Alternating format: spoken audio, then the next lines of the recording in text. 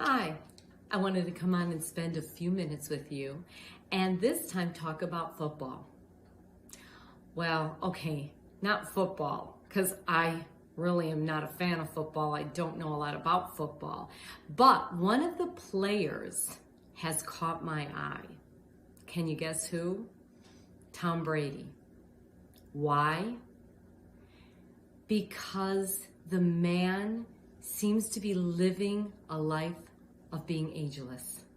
And I so admire and respect that. Think about that. He's 43 years old, which is very young, but in the world of sports is not considered so much. 21 seasons of football and just won his 7th Super Bowl. Wow, isn't that something? Now, you can say, is it, he's just lucky, he's blessed, he's gifted, it's in his genes. And where I would agree that there is some play in all of that. One thing that really stands out for me is the fact that Tom appears to treat his body like a temple. In fact, a few years ago, I happened to hear him on a morning talk show talking about, it was a segment, so he wasn't live with them, but he was talking about what he did, because they were asking him, how is he doing what he's doing when he's playing with guys that are so much younger and in a sport that is, pretty aggressive. And he was sharing his take on food and what he does to help himself. And I'm listening. It was like music to my ears. And when the segment finished, they went back to the host and they were sharing how, what he really needs is a nice, juicy cheeseburger. And in that moment, I thought, they've really missed the point. But that's the world that we live in, right? With the standard American diet. And what's sad, the acronym for that is SAD. And I thought about how many people sat in their homes listening and agreeing, yeah, that's what he really needs.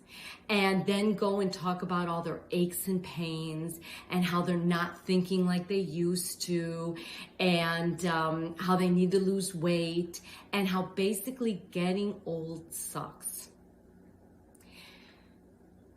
So I did a little more research for the article that I wrote on Medium, and it was very hard to find what Tom is doing to help himself.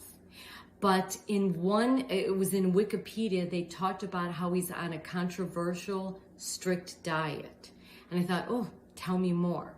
He also does transcendental meditation and yoga and works with neuroplasticity, which I've also talked about, which is the rewiring of the brain. And so I went to the site that talked about what foods he eats. And on there, the site says, peak performance is the result of every decision you make. Isn't that awesome? And isn't that the truth? So when I looked, I realized he was really eating pretty much what I'm eating. And I thought, I didn't find what I'm doing to be strict or controversial. I guess in American terms it could be, or restrictive. To me, it's a freedom because I feel better and my body's functioning better.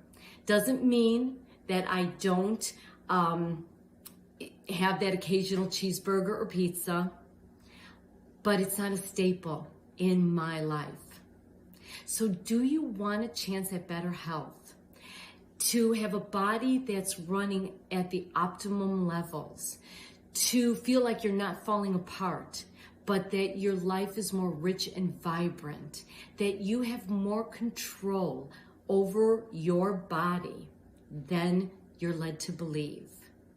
Food is medicine. Genes are not our blueprints. I should say genes are our blueprints. They're not our destiny. So much has to do with environment and lifestyle. So this is something that I just got done sharing in my second session of my course that I'm running. I am so enjoying this, and I believe the participants are as well.